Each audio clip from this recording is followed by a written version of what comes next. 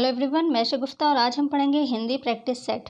मतलब हिंदी का practice set आज हम देखेंगे, क्योंकि प्रैक्टिस सेट से हमारी बहुत सारी चीज़ें एक साथ कवर हो जाती हैं। लेक्चर वीडियो में क्या होता है, कोई भी एक टॉपिक का लेक्चर होता है हमारा, वो एक वीडियो में एक टॉपिक या एक दो वीडियो में हमारा एक टॉपिक कंप्लीट होता है।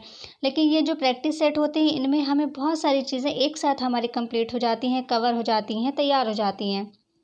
जैसे हमारे बहुत सारे क्वेश्चन होते हैं प्रैक्टिस सेट में, मान लीजिए 15-20 क्वेश्चन हैं। उन क्वेश्चंस अलग अलग तरह के क्वेश्चन होंगे हमारे, उन क्वेश्चन के जो हमें सही आंसर होंगे वो पता चलेंगे। 4 ऑप्शन होते हैं, उनमें सही आंसर जो है वो तो पता चल गया, लेकिन जो 3 ऑप्शन है हमें उनके बारे में भी जानने को मौका मिलता है कि वो जो 3 ऑप्शन हैं वो किस चीज़ से रिलेटेड हैं, क्या है। तो ओवरऑल प्रैक्टिस सेट बहुत अच्छी चीज़ है, क्योंकि प्रैक्टिस से ही हर चीज़ संभव है और प्रैक्टिस सेट से ही बहुत अच्छी तैयारी होती है। तो प्रैक्टिस सेट में हमें बहुत सारी चीज़ें एक साथ सीखने को मिलती हैं, बहुत सारे हमारे डाउट क्लियर हो जाते हैं, बहुत सारे टॉपिक हमारे कवर हो जाते हैं। तो आज हम हिंदी का प्रैक्टिस सेट लेकर आए हैं। ये जो प्रैक्टिस सेट है बहुत अच्छा प्रैक्टिस सेट है। आपको हर तरह के क्वेश्चन इस प्रैक्टिस सेट में आपको मिलेंगे, लिटरेचर भी और ग्रामर भी।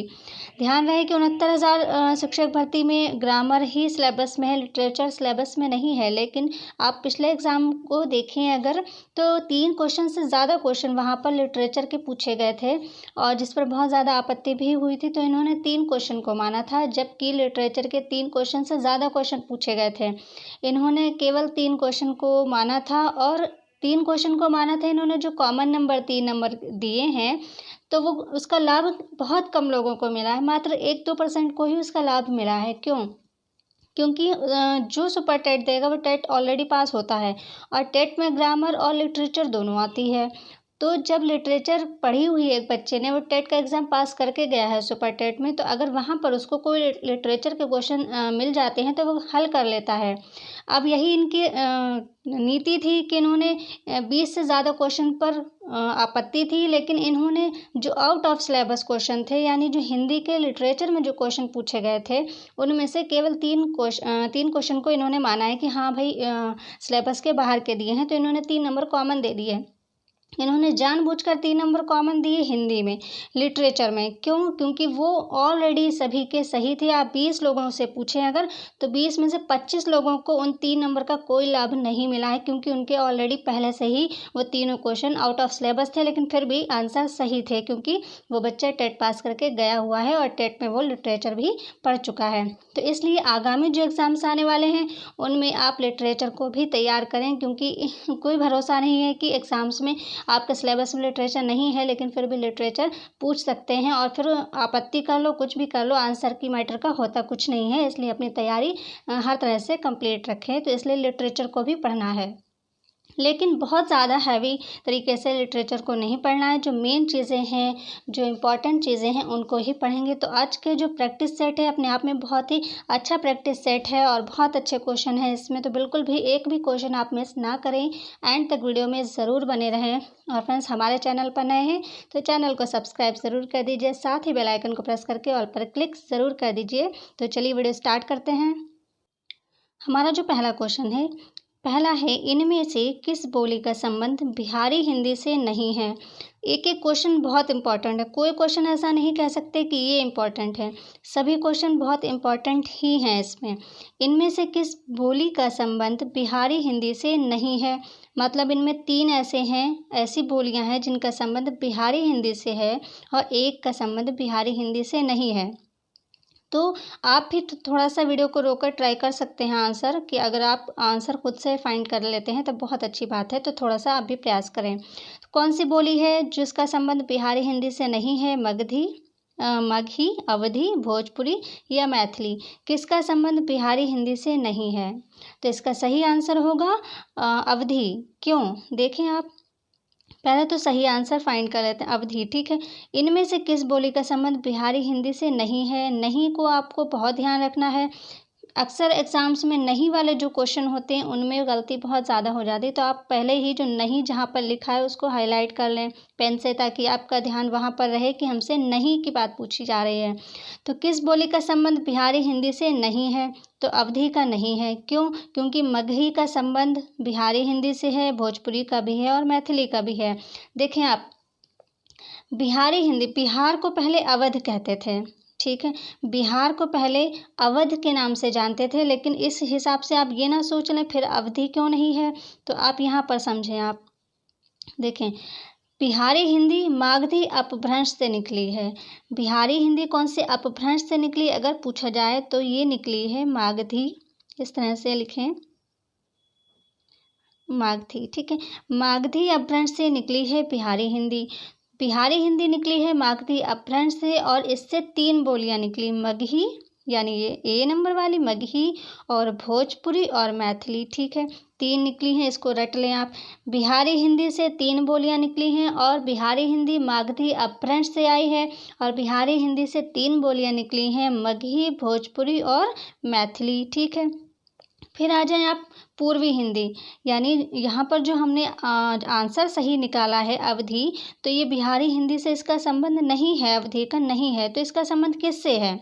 ठीक है, अवधि से मान लीजिए बिहारी हिंदी से नहीं है। अगर क्वेश्चन आता है कि किस मतलब पूर्वी हिंदी से किस बोली का संबंध है, तो वहाँ पर अवधि हो जाएगा, या बघेली हो सकता है, छत्तीसगढ़ी हो सकता है। तो आपको ये पता होना चाहिए कि अवधि जो है ये कौन सी भाषा से है। तो पूर्वी हिंदी जो है, एक बिहारी हिंदी, एक पूर्वी हिंदी। ठीक है, पूर्वी हिंदी निकली है अर्ध मागधी अपभ्रंश से। इसको बहुत अच्छे से ध्यान रखें, पूर्वी हिंदी निकली है अर्ध मागधी अपभ्रंश से, और बिहारी हिंदी निकली है मागधी अपभ्रंश से। मागधी और अर्ध मागधी जो है ध्यान रखें, बिहारी निकली है मागधी से और पूर्वी हिंदी निकली है अर्ध मागधी से।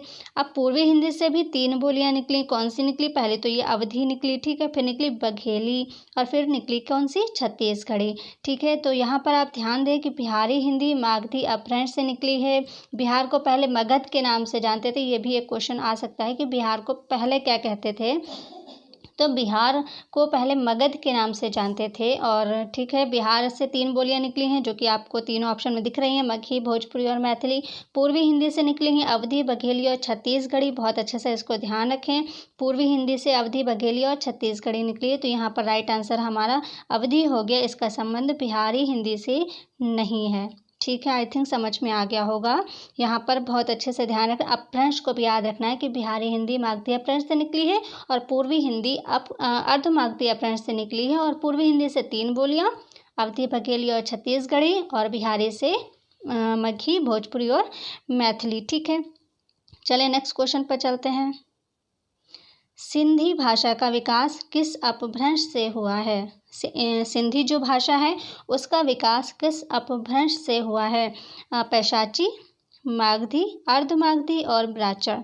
यहाँ पर देखें कि मागधी से तो बिहारी हिंदी अभी हमने ऊपर पढ़ा, अर्ध मागधी से पूर्वी हिंदी ये अभी हमने ऊपर पढ़ा है। तो अब क्या बचे? 2 बचे हैं हमारे पास ऑप्शन, पहला और चौथा, यानी पैशाची और ब्राचर। तो अब आप बताएं कि सिंधी भाषा का विकास किस अपभ्रंश से हुआ है? आपके 2 ऑप्शन तो पहले ही कट हो गए, यानी मागधी और अर्ध मागधी तो पहले ही कट हो गए, क्योंकि एक से बिहारी निकली, एक से पूर्वी हिंदी निकली है। तो ए और डी में से कौन सा सही होगा? सिंधी भाषा का विकास किस अपभ्रंश से हुआ है? तो वो हुआ है ब्राचर से।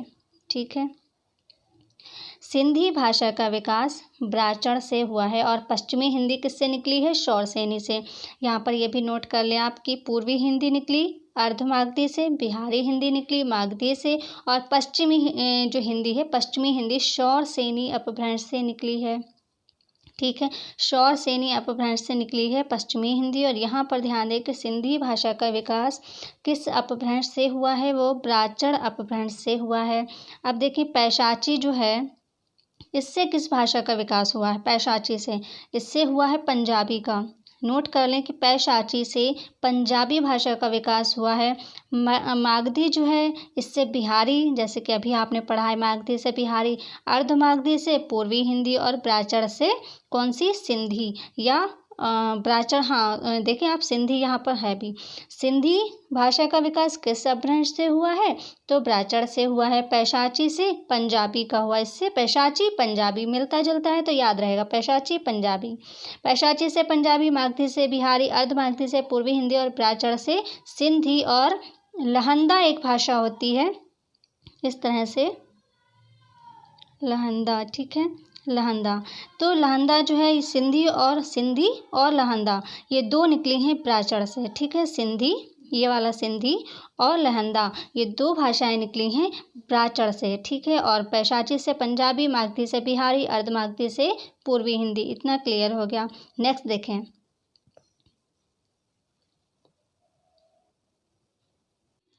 यहाँ पर एक चीज़ और नोट कर लें, बहुत इंपॉर्टेंट, अचानक से माइंड में आ गई है तो नोट कर लीजिए, क्योंकि ये भी आ सकता है, ठीक है। देखिए, कोई भी अगर पंक्तियाँ दी हों, कोई क्वेश्चन आता है जिसमें किसी भी कविता की, किसी भी काव्य की कोई पंक्तियाँ दी हुई हैं, उन पंक्तियों में ये पूछा जा रहा है कि इन पंक्तियाँ जो है, मतलब ये जो पंक्तियाँ हैं या ये जो काव्य है या ये जो दोहा है कुछ है, तो ये कौन सी भाषा में है, ठीक है। किसी भी भाषा में लिखा होगा, आपसे पूछा जाएगा कि किस भाषा में है, अवधी की भाषा की ये पंक्तियां हैं या ये शब्द हैं अवधी भाषा के ब्रज में लिखी हुई है, किस में है। तो आप कैसे पहचानेंगे? आप इतनी सारी रट तो नहीं सकते, तो आप पहचानेंगे कैसे? देखें, कोई भी काव्य लिखा हो, कोई भी लाइन लिखी हो, इस तरह से कोई भी लाइन लिखी हो, इस तरह की 4 लाइन की हो या 2 लाइन की कोई भी हो, तो अब आप देखें कि उसका मतलब कोई भी काव्य जो लिखा हुआ है या पंक्तियाँ लिखी, उसका अंतिम वर्ण देखें आप। अंतिम वर्ण यानी कोई भी जो 2 लाइन के मान लीजिए कविता है, तो उसका ये वाला अंतिम वर्ण देखें आप। अंतिम वर्ण देखें या अंतिम वर्ण के ऊपर जो मात्रा लगी है उसको देखें आप। तो अगर अंतिम वर्ण आ होता है, बड़ा आ होता है, छोटा ऊ होता है या बड़ा ऊ होता है, इनमें से कोई भी होते हैं, इन 4 में से आ ऊ, इन 4 में से अगर अंतिम वर्ण कोई भी होता है तो वो अवधी भाषा में वो पंक्तियाँ होती हैं, ठीक है। मोस्टली ऐसा होता है कि किसी भी पंक्तियाँ, कोई भी पंक्तियाँ लिखी हों, कोई भी काव्य लिखा हो, उसका जो अंतिम वर्ण होता है, अंतिम वर्ण, ठीक है, उसमें उसका जो है अंतिम वर्ण या तो आ हो, ठीक है, या बड़ा आ हो या छोटा ऊ हो या फिर बड़ा ऊ हो, ठीक है। इन 4 में से कोई भी अगर है, इन चारों में से कोई भी अगर अंतिम वर्ण है तो पक्का वो मतलब 100% तो नहीं कहा जा सकता, हो सकता है कुछ, लेकिन वो मोस्टली ऐसा होता है कि वो अवधी भाषा ही होगी, वो पूरा काव्य जो है वो अवधी भाषा में ही होगा। फिर देखें आप, कोई भी पंक्तियाँ लिखी हों, कोई भी लाइन लिखी हो, उनका अंतिम वर्ण ओ हो, ओ होता है, देखें, ओखली वाला ओ, ठीक है, ये ओ होता है या फिर ओ की मात्रा लगी होती वर्ण कोई भी हो, मान लीजिए का हो, पा हो, कुछ भी हो, या तो ओ बना हो या फिर ओ की मात्रा लगी हो लास्ट में, ठीक है, लास्ट वाला जो, तो वो होता है ब्रज भाषा में। वो पूरी कविता, वो पूरी पंक्तियाँ ब्रज भाषा में ही होंगी। ये जो है मोस्टली ऐसा होता है कि वो ब्रज भाषा में ही होंगी। उस पूरी कविता की जो पंक्तियाँ हैं, उनका जो लास्ट वर्ण है, अगर ओ है या ओ की मात्रा है लगी हुई, तो वो ब्रज भाषा में होगी वो पूरी पंक्तियाँ, ठीक है। दूसरा क्या, पहले क्या बताया था कि किसी भी जो पंक्तियां हैं उनका अंतिम वर्ण आ ऊ, अगर इन 4 में से कोई भी है तो अवधी भाषा ही होगी। फिर तीसरा अगर ये है कि भोजपुरी भाषा की क्या पहचान है, भोजपुरी भाषा की पहचान है कि दोनों ई यानी छोटी ई और बड़ी ई, और फिर क्या, हाँ, छोटी ई बड़ी हो या इसकी मात्रा हो, ठीक है, छोटी ई हो या फिर बड़ी ई हो या इनकी मात्रा हो। सबसे लास्ट की बात कर रही हूँ मैं, सबसे लास्ट वाले वर्ण की बात कर रही हूँ कि उसमें अगर छोटी ई और बड़ी ई है तो वो भोजपुरी हो, ठीक है, वो पूरी पंक्तियों की भाषा भोजपुरी होगी। तो ये आई थिंक आपको बहुत हेल्प करेगी ये चीज़, क्योंकि इतना कोई नहीं याद कर सकता, इतनी पंक्तियाँ, इतनी काव्य कोई नहीं याद कर सकता कि, और ये पहचान की कौन सी वो भाषा में है। तो ये बहुत अच्छी पहचान है कि अगर किसी वर्ण का अंतिम में आ ऊ इन 4 में से कुछ होता है तो वो अवधी भाषा है, और अगर ओ है या ओ की मात्रा है तो वो ब्रज भाषा में है वो पूरी पंक्तियाँ, या फिर छोटी ई या बड़ी ई लास्ट में है, ठीक है, तो वो भोजपुरी में ही वो पूरी पंक्तियाँ भोजपुरी भाषा की हैं। आई थिंक समझ में आ गया होगा, और ये इम्पॉर्टेंट चीज़ थी, क्योंकि ये जो है ज़्यादा याद करने वाली चीज़ें होती उनमें थोड़ी सी ट्रिक भी अपनाना चाहिए, क्योंकि इतना सारा नहीं याद कर सकती कोई, इतने काव्य, इतनी पंक्तियाँ नहीं याद कर सकता, और उसको उसकी भाषा ध्यान रखना ये बहुत बड़ी बात है। तो ये चीज़ बहुत हेल्प करेगी। तो नेक्स्ट क्वेश्चन की तरफ चलते हैं। निम्न में कौन सा पश्च स्वर है? पश्च स्वर है, ठीक है, बड़ा आ, छोटा आ या छोटी ई, कौन सा पश्च स्वर है, ठीक है, या बड़ी ई, ठीक है। तो कौन सा पश्च स्वर है, यहाँ पे पश्च स्वर की बात हो रही। पश्च मीन्स क्या होता है, ये मान लीजिए ठीक है। तो ये हो गया पश्च, ये हो गया अग्र और ये हो गया मध्य। ठीक है, तो ये हमारी टंग है और ये हो गया पश्च मध्य अग्र। ठीक है, तो यहाँ पर पश्च की बात पूछी जा रही कि पश्च से, ठीक है, यानी पश्च से हमारी टंग से कौन सा वर्ण निकलता है। ठीक है, तो ये पूछा जा रहा है। आ निकलता है, छोटा आ निकलता है या छोटी ई या फिर बड़ी ई, क्या निकलता है पश्च स्वर से। तो पश्च स्वर से निकलता है बड़ा आ, ध्यान रखें। पश्च स्वर से निकलता है बड़ा आ और छोटा आ ये जो है ये निकलता है मध्य स्वर से। ठीक है, ये जो यहाँ पर होता है पश्च स्वर, अग्र स्वर और मध्य स्वर, तो ये मध्य स्वर जो है ये वाला यहाँ से निकलता है छोटा आ। ठीक है, और अग्र स्वर से निकलता है छोटी ई और ये जो बड़ी ई है ये छोटी ई और बड़ी ई ये दोनों निकलती हैं अग्र स्वर से।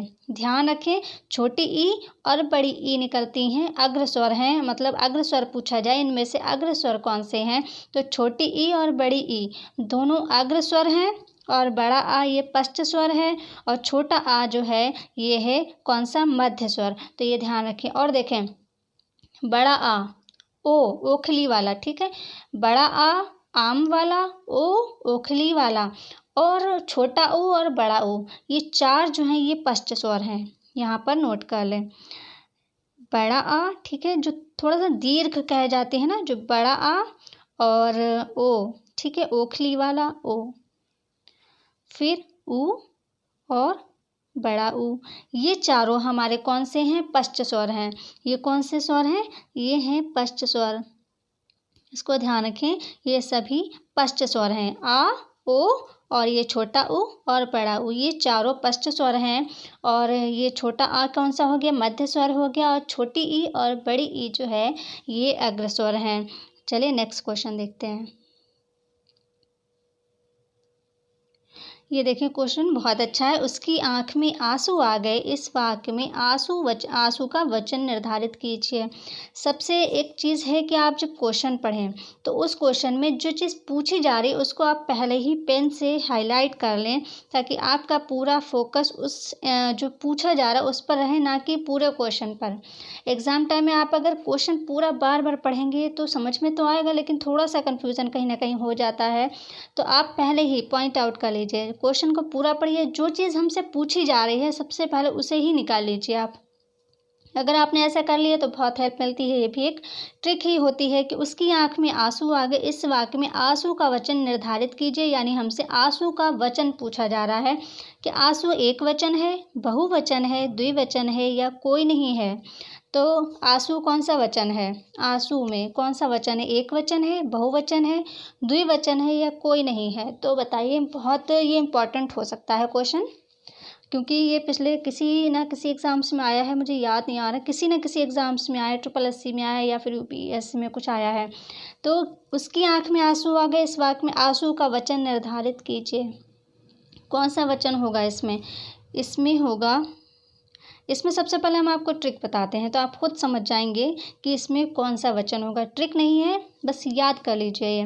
देखें, आंसू, अक्षत, रोम, केश, दाम, होश, भाग्य, दर्शक, लोग, प्राण और हस्ताक्षर, ये सभी जो शब्द हैं इनमें होता है बहुवचन। ठीक है, इनमें हमेशा बहुवचन होता है, कभी भी इनका वचन नहीं बदलता। इतने शब्द मैंने बताए हैं उनमें कभी भी वचन नहीं बदलता है। एक बार फिर से सुन लीजिए और आप वीडियो को रिवाइज करके नोट कर सकते हैं।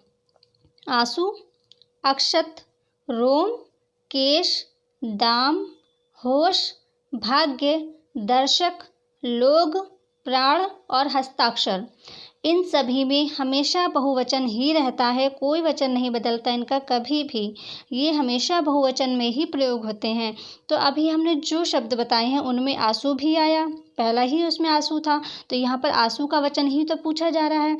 तो उसकी आंख में आंसू आ गए, इस वाक्य में आंसू का वचन निर्धारित कीजिए। तो इसमें आंसू में कौन सा वचन है, इसमें बहुवचन है, क्योंकि इन जो शब्द मैंने बताए उन सभी में हमेशा बहुवचन रहता है, कभी वचन नहीं बदलता है। तो कौन सा हो गया उसमें, बहुवचन। अब देख भी लीजिए कि कैसे बहुवचन है। मान लीजिए आपने याद तो कर लिए इतने कि इसमें बहुवचन है, पर होगा कैसे बहुवचन। देखें ना, आंसू आ गए, आंसू आ गया नहीं कहा गया है, आंसू आ गए, आंसू आ गया नहीं कहा गया, आंसू आ गए। और ये जो इस तरह के जो शब्द हैं, आंसू है, प्राण है, या दाम है, होश है, भाग्य है, ये सारी चीज़ें जो एग्ज़ाम्स में जब पूछी जाएंगी तो वह इसी तरह से पूछी जाती हैं कि वो बहुवचन ही होते हैं। ठीक है, तो इतने शब्द आप रट्टा मार लीजिए, क्योंकि इसमें कोई ट्रिक नहीं है। आप रट लीजिए कि इसमें जो है बहुवचन ही होंगे। ठीक है, बहुवचन ही होगा, तो आंसू में यहाँ पर हो गया बहुवचन। नेक्स्ट देखें, गुणहीन शब्द में समास है। बहुत ही सिंपल क्वेश्चन है, बहुत ही इजी है। गुणहीन शब्द में कौन सा समास है? अव्ययी भाव समास, तत्पुरुष, कर्मधारय या कोई नहीं। यहाँ पर कर्मधारय है, इंग्लिश में इसलिए लिखा, वो हिंदी में कुछ टाइपिंग नहीं हो पा रही थी, लिख नहीं पा रहा था। तो अव्ययी भाव, तत्पुरुष, कर्मधारय या कोई नहीं, तो गुणहीन में कौन सा समास होगा? अब देखें, गुणहीन अगर हम इसका विग्रह करें तो क्या होगा? गुण से हीन, गुण से हीन। तो गुणहीन में कौन सा जो हुआ समास, कौन सा हुआ? गुणहीन, यानी गुण से हीन। तो इसमें सीधा सीधा पता चल रहा है कि इसमें तत्पुरुष समास है, इसमें तत्पुरुष समास है, गुण से हीन। ठीक है, तत्पुरुष समास है। अब अगर कभी आ जाता है कि मान लीजिए अव्ययी भाव तत्पुरुष, इस तरह से ऑप्शन नहीं है। ऑप्शन इस तरह से कि अपादान तत्पुरुष, करण तत्पुरुष, कर्म तत्पुरुष, इस तरह से ऑप्शन में है, तब कौन सा समास आप करेंगे? तो गुणहीन में है अपादान तत्पुरुष। अपादान तत्पुरुष, अपादान का मतलब क्या होता है? अलग होने में, से का प्रयोग अलग होने के अर्थ में।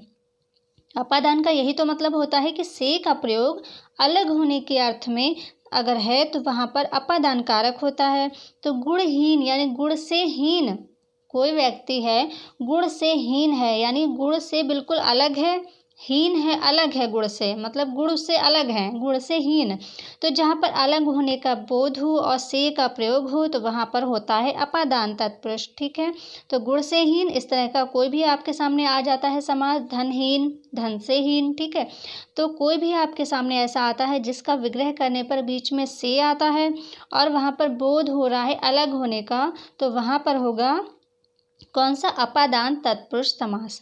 और देखें हीन, ठीक है, जैसे ये हीन लिखा होता है, हीन जैसे धनहीन, गुणहीन, इस तरह से जो हीन है, मुक्त, ठीक है, किसी भी चीज़ से मुक्त। तो ये जो शब्द हैं वो अपने आप में ही अलग बोध कराने वाला शब्द है, मतलब हीन या मुक्त, ये शब्द ही अपने आप में ऐसे हैं कि जिनसे ये बोध होता है कि कोई भी चीज़ किसी चीज़ से अलग हो रही है। तो ये हमेशा इनमें पंचमी विभक्ति होती है। एक चीज़ तो आप ध्यान रखें, हमेशा हीन, हीन और मुक्त, इन दो शब्दों में पंचमी विभक्ति होती है। जब पंचमी विभक्ति है तो अपादान ही होगा इसमें, और अपादान तत्पुरुष समास होगा इसमें। बहुत ही क्लियरली चीज़ों को समझा रही हूँ आपको, मुझे लगता है बहुत अच्छे से। अगर आपने ये प्रैक्टिस सेट पूरा देख लिया, एक बार में समझ में ना आए आप दोबारा देखिए, तो बहुत सारी चीज़ें आपकी एकदम से क्लियर हो जाएंगी एक ही प्रैक्टिस सेट से। और इसी तरह के आपके बहुत सारे प्रैक्टिस सेट आने हैं। तो गुणहीन शब्द में समास कौन सा हो गया? तत्पुरुष समास। और तत्पुरुष कौन सा हो गया? अपादान तत्पुरुष, क्योंकि हीन में और मुक्त में होती है पंचमी विभक्ति और वहाँ पर होता है अपादान। तो अगर आप ये पंचमी विभक्ति है इसलिए अपादान है, ये अगर आप ध्यान नहीं रख पा रहे हैं तो आप बिल्कुल सीधा सा सिंपल सा याद रखें कि उसका विग्रह करने पर अगर से आता है और से का बोध अलग होने में हो रहा है तो वहाँ पर अपादान तत्पुरुष समास होगा। आप मेरा हिंदी ग्रामर वाला प्लेलिस्ट से हिंदी ग्रामर वाली फ़ाइल खोलें, वहाँ पर समास, अलंकार, सारी चीज़ें बहुत अच्छे से बिल्कुल एक एक पॉइंट आपको समझाया, वो देखकर आपका कभी कोई समास गलत नहीं होगा, कोई भी अलंकार गलत नहीं होगा, कोई भी मतलब बहुत वहाँ पर चीज़ें क्लियरली बताई हुई हैं। लेक्चर वीडियो है वो, आप वहाँ से भी देख सकते हैं अगर कुछ डाउट हो तो। नेक्स्ट क्वेश्चन देखते हैं। निम्न में तत्सम शब्द है चाक, छाता, चंद्र या गाँव, कौन सा तत्सम शब्द है? देखिए इस जो प्रैक्टिस सेट आज वाला है इसमें क्वेश्चन आसान भी हैं और कठिन भी हैं, क्योंकि किसी भी पेपर की विशेषता होनी चाहिए कि उसमें सरल क्वेश्चन भी हों और कठिन भी हों। पूरे अगर पेपर में कठिन कठिन क्वेश्चन है तो वो गुणवत्ता पर खरा नहीं उतरता वो पेपर गलत हुआ, क्योंकि उसमें सरल क्वेश्चन है ही नहीं, कठिन कठिन है। जबकि पेपर आप पढ़ें, अगर आपने पढ़ा होगा जब बीएड वगैरह किया होगा या बीटीसी, तो उसमें जो प्रश्न पत्र है उसका बनाने की भी एक कला होती है। प्रश्न पत्र में हमेशा कठिन क्वेश्चन या सब आसान क्वेश्चन नहीं रखे जाते हैं, हर तरह के क्वेश्चन होते हैं। तो बहुत कुछ आपके क्वेश्चन इजी भी हैं, इसमें देख लीजिए। तत्सम शब्द वो पूछा जा रहा है, चाक है, छाता है, चंद्र है और गांव है। तो इसमें तत्सम शब्द कौन सा है ये पूछा जा रहा है, तो जल्दी जल्दी आप जान लीजिए। इसमें तत्सम शब्द है चंद्र। चंद्र है तत्सम शब्द इसलिए क्योंकि इसका तद्भव होता है चांद, और जो चंद्र की ये चंद्र बिंदी वाला जो होता है जिस पर भी लगा होता है वो तद्भव होता है। एक तो ये पहचान है कि चंद्र बिंदी जिस पर भी लगी हो, जैसे आँख है, चांद है, तो इस तरह के वो तद्भव ही होता।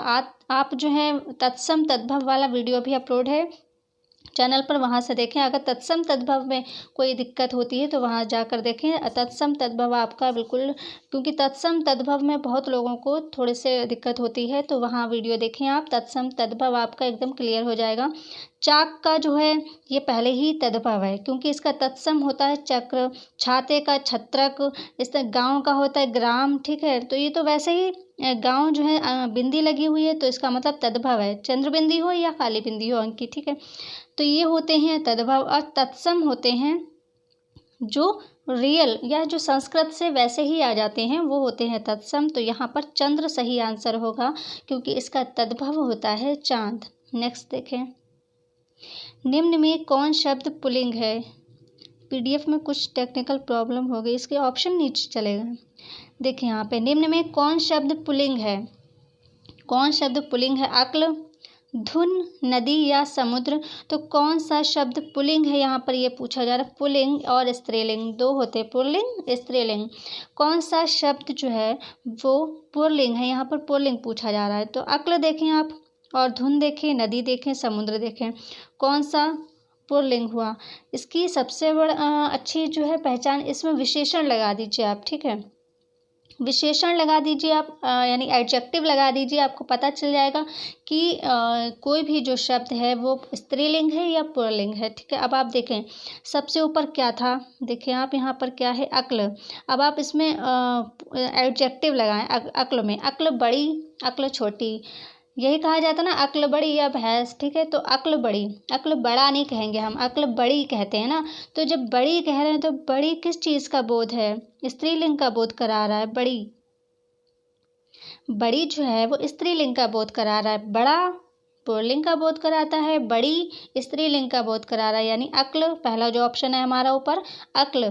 तो वो तो हो गया हमारा कौन सा, स्त्रीलिंग। अब पूछा हमसे जा रहा है पुल्लिंग। इसको सेकंड को देखिए, धुन। धुन अच्छी धुन है, खराब धुन है। धुन अच्छी है यही कहते हैं ना, धुन अच्छा है नहीं कहते, धुन अच्छा है नहीं, धुन अच्छी है ये कहते हैं। तो अच्छी लगा है तो इसका क्या मतलब है कि ये धुन जो है ये भी स्त्रीलिंग हुआ। नदी बड़ी है, नदी छोटी है, तो बड़ी और छोटी, या नदी बहुत बड़ी है, नदी बहुत छोटी है, इस तरह का कहते हैं। तो बड़ी छोटी ये भी स्त्रीलिंग का जो है दर्शा रहा है, तो ये भी हो गया हमारा कौन सा, स्त्रीलिंग। यहाँ पर देखिए समुद्र, यही इसका सही आंसर है, समुद्र। समुद्र को क्या आप छोटी बड़ी लिखेंगे, नहीं। समुद्र है उसको तो यही लिखेंगे, समुद्र बहुत बड़ा है, समुद्र बहुत बड़ा है, समुद्र बहुत छोटा है, समुद्र का पानी खारा है, खारी नहीं कहेंगे, समुद्र का पानी बहुत खारा है, या समुद्र बहुत विशाल है, बड़ा है।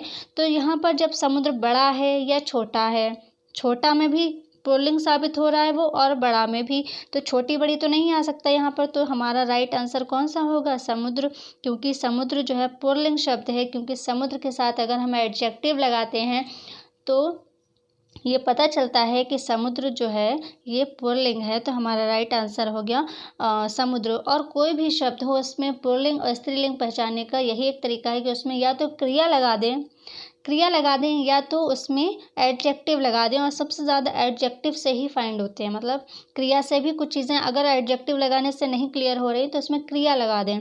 तो एडजेक्टिव और क्रिया लगाने से पता चल जाता है हमें कि ये स्त्रीलिंग है या पुल्लिंग है। बहुत ही सिंपल है ये चीज़, तो बहुत आसान है।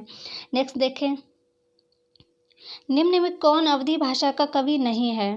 निम्न में कौन अवधी भाषा का कवि नहीं है। जायसी, कुतुबन, उस्मान और नंददास। तो इसमें कौन अवधी भाषा का कवि नहीं है, देखिए बहुत ही सिंपल है, सभी ने पढ़ा है। जायसी अवधी भाषा में लिखते हैं, कुतुबन भी, उस्मान भी, ये तीनों ही अवधी भाषा में लिखते हैं। ये तो हम लोग सभी ने पढ़ा हुआ है।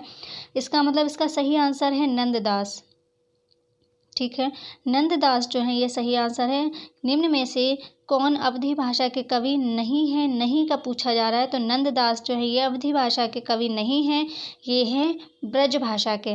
नंददास जो हैं ये ब्रज भाषा के कवि हैं, इसको ध्यान रखें आप। ये अवधी भाषा के कवि नहीं हैं। अवधी भाषा के कवि कौन है? जायसी, कुतुबन, उस्मान, ये तीनों जो हैं अवधी भाषा के कवि हैं, और नंददास जो हैं ये ब्रज भाषा के कवि हैं। नेक्स्ट देखें, किस छंद के प्रत्येक चरण में 24 मात्रा होती हैं तथा 11-13 पर यति होती है? किस में होती है? दोहा, रोला, सोरठा या फिर चौपाई? किस में होता है कि 24 मात्राएं किस में होती हैं और 11 और 13 पर यति होती है? किस में होती हैं? आपने अगर मेरे सभी वीडियो देखे हैं तो आप बता पाएंगे इसका आंसर। किस छंद में प्रत्येक चरण में 24 मात्राएं होती हैं? मैंने याद करने की आपको तरीका भी बताया था। तो देखिए रोला में होती हैं 24 मात्राएं। किस छंद में प्रत्येक चरण में 24 मात्रा होती है? रोला में होती है। इसी में 11-13 पर यति होती है। 11 और 13 पर यति होती है। रोला में इसमें 24 मात्राएं होती हैं, तो हमारा बी आंसर सही हो जाएगा, रोला। 24 कला रोला की, यति 11-13, इस तरह से इसको याद कर सकते हैं। 24 कला रोला की, यति 11-13, इस तरह से इसको याद रख सकते हैं कि रोला में 24 मात्राएं होती हैं और 11 और 13 पर यति होती है, तो इसका सही आंसर होगा रोला। आपको तो आगे का देखने पढ़ने की ज़रूरत भी नहीं है, 24 मात्राएं यहाँ लिखा है तो 24 तो रोला में ही होती हैं। तो आपको आगे के बिल्कुल, अगर आपको ये होता है, ये ध्यान नहीं आ रहा कि 11-13 ही होती हैं या ज़्यादा होती हैं, अगर इससे कन्फ्यूज़न हो रहा है तो आप यहाँ ध्यान दीजिए, 24 मात्राएँ भी तो दिया है, 24 मात्राएँ केवल रोला में ही होती हैं, तो आप यहाँ से रोला कर सकते हैं। बिल्कुल यहाँ पे रोला आंसर ही सही होगा। नेक्स्ट देखें, नीलकंठ शब्द किस प्रकार का शब्द है? बहुत इंपॉर्टेंट है, ये सिंपल क्वेश्चन है लेकिन इम्पॉर्टेंट बहुत है। नीलकंठ शब्द किस प्रकार का शब्द है?